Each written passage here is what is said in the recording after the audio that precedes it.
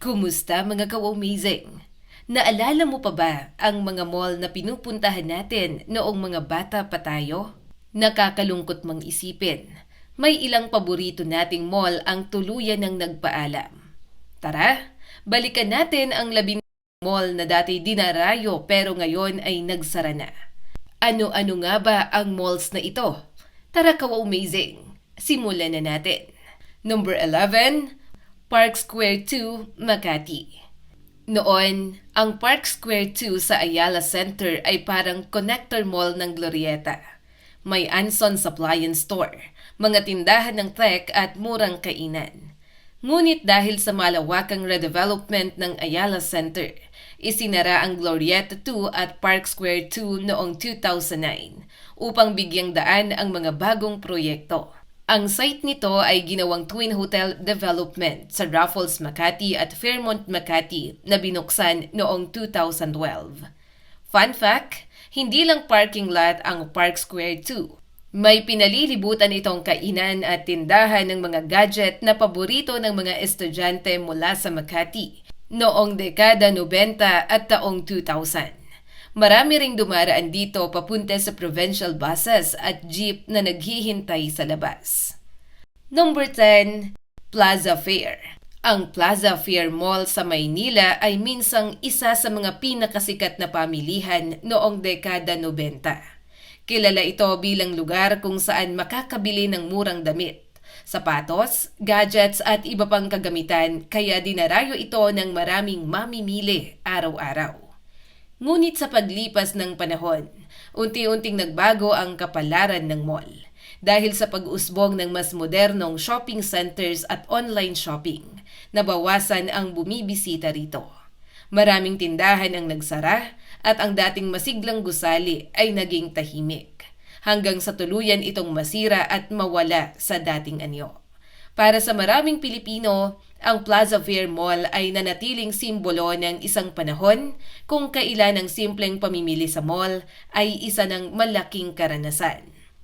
Fun fact, ang Plaza Fair Mall sa Quiapo, Maynila ay minsang tinaguri ang isa sa mga pinakaabalang pamilihan noong dekada 90. Kilala ito bilang lugar kung saan makakabili ng murang damit, sapatos at electronics kaya dinarayo ng libo-libong mamimili araw-araw.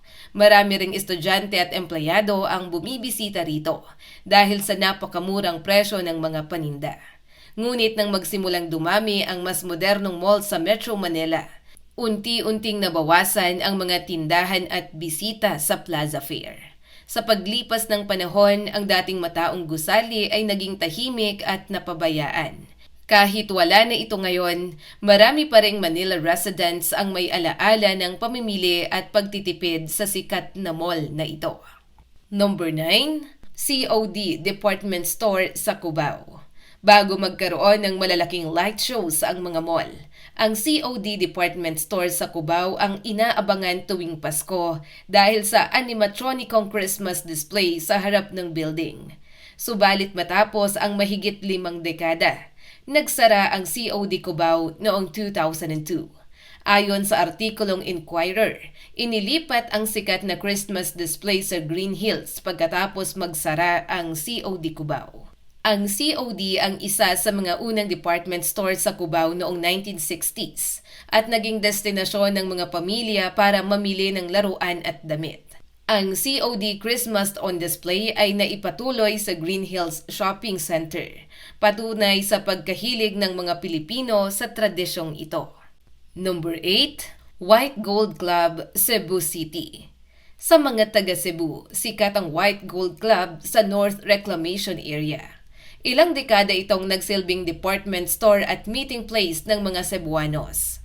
Ngunit noong 2018, isinara ang White Gold Club upang gawing mas malaking mall. Isinagawa ang 1 billion peso redevelopment at binuksan ang bagong G-Mall of Cebu noong December 1, 2022. Ang White Gold ay kilala sa tindang murang gamit sa bahay at imported goods. Noong 1970s, nasunog ang lumang tindahan sa Juan Luna Street at nagtuloy sa paglipat sa A. Soriano Avenue, kung saan umusbong ang White Gold Club na minahal ng mga Cebuano. Number 7, Star Mall Alabang, Muntinlupa. Isa sa mga malungkot na pangyayari noong 2022 ay ang pagkasunog ng Star Mall Alabang. Bandang 3 a.m. ng January 8, 2022. Sumiklab ang apoy at umabot sa ikalimang alarma. Walang nasawi, pero 80% ng gusali ang nasunog at tinatayang 100 million pesos ang pinsala. Kalaunan, inanunsyo ng may-ari na ibabagsak ang gusali upang bigyang daan ang Vista Integrated Terminal Exchange o ang The Terminal, isang transport hub at strip mall na nagbukas noong November 22, 2024. Fun fact, pag-aari ng pamilya Villar ang Star Mall at sa kanilang pahayag pagkatapos ng sunog, ibinahagi ni Manny Villar na nakaligtas ang kanyang lumang pulang truck na nakadisplay sa mall. Isa sa 2 truck na ginamit niya noong nagsisimula pa lang ang kanyang negosyo.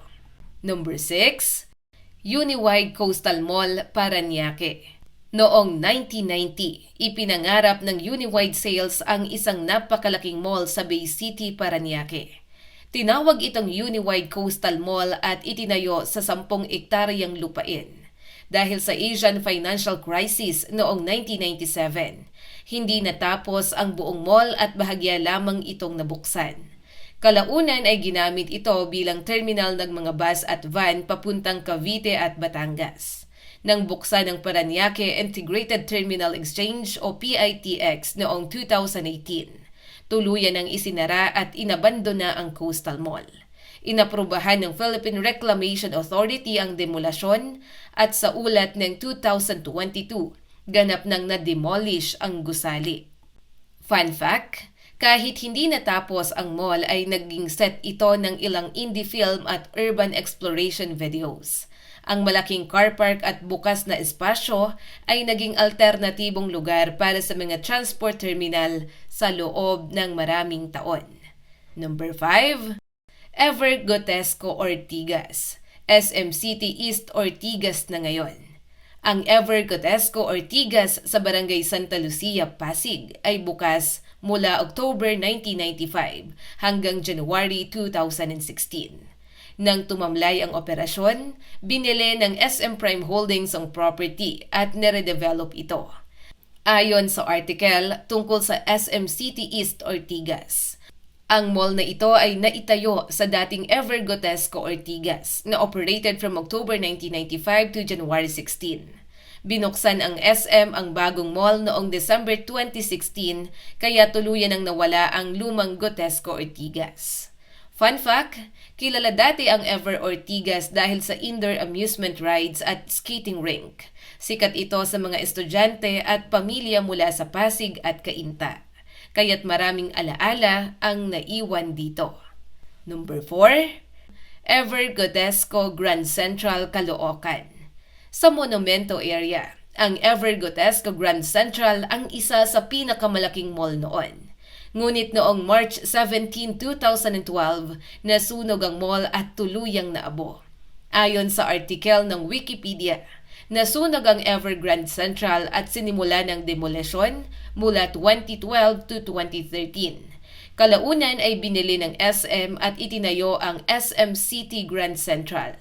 Ang bagong SM Mall ay binuksan noong 2021, kaya tuluyan ang nagpaalam ang Evergrande Central. Fun fact, ang Grand Central ay may LRT access via Monumento Station at kilala sa bargain shopping. Ang malaking supermarket at department store nito ay dinarayo ng mga taga-Caloocan at Malabon. Number 3, Greenbelt 1 Makati. Sarado na, under redevelopment. Sa kabuuan ng Ayala Center, kilala ang Greenbelt bilang upscale shopping complex. Ngunit ang Greenbelt 1 na mas matanda sa Greenbelt 4 at 5 ay permanently closed noong April 1, 2024 bilang bahagi ng 13 billion peso redevelopment ng Greenbelt Complex.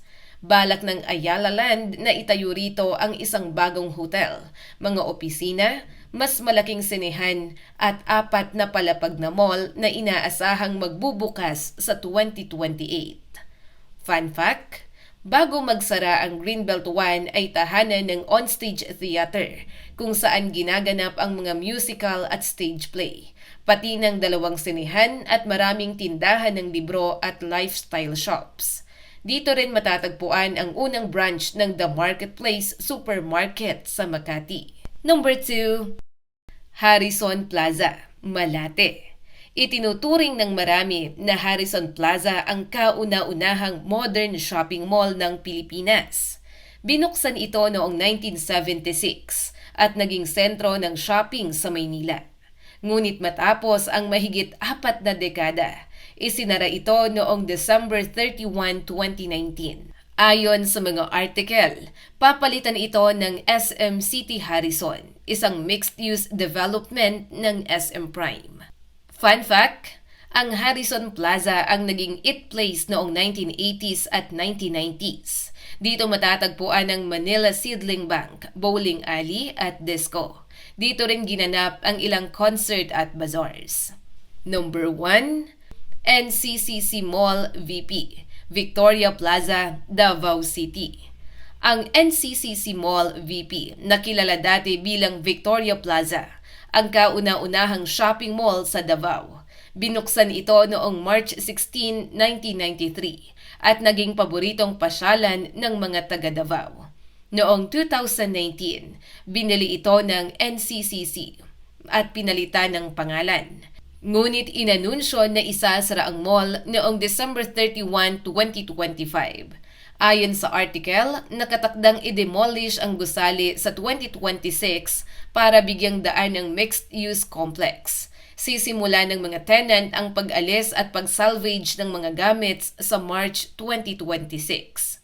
Fun fact, ang Victoria Plaza ang pasyala ng maraming college students at pamilya sa Davao noong 1990s. Kilala ito sa malaking fountain at may mini train na umiikot sa loob. Ito rin ang backdrop ng ilang lokal na pelikula. Mga ka-amazing, alin sa mga malls na ito ang napuntahan mo na? Alin dito ang may pinakamarami kang alaala? I-comment na ang iyong sagot sa i-comment section sa ibaba. Kung nagustuhan mo ang video na ito, huwag kalimutang mag-like and subscribe at pakishare na rin para mas marami pa ang makapanood.